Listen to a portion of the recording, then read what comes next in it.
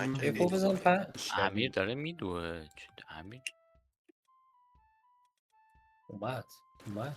اوه کی اوه، من اوه، داره؟ اوه، اوه. من یا بس. امیر یه سوت بزنیمش کن. بعد کسی 20.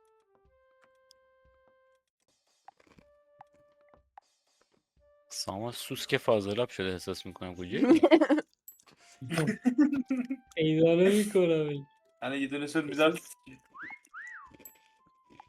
یه سوت چقدر آه بیا. نزدیک. چقدر ممتاز نزدیک سوته. آه الان نگاه کن. یکی وای. دو تاتون نزدیک من، این دو تا نزدیک، نه یکی تو نزدیک من، یکی تو نزدیک نیلوفره. نگاه کن داره همینجوری پوینتش میده بالا. وای.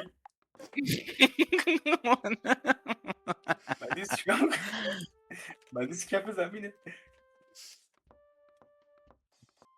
کپ منی؟ تو نمیبینم. دروخ میگی نمی‌تونم ها. تکون کنم. علکی وای. کی نزدیک منه؟ هیچ. 39 ثانیه بچه سود بزنیم پیدا کنم. خیلی دارم. به نازم اسکای نیلوفر. چپتو ببینی. بعد راستت رو ببینی. بردم. منو ببین مدیس. منو ببین. اه امیر 20 بار کجا روم بودی؟ رد شده، رو دیوار رو نگاه کن. من کجا؟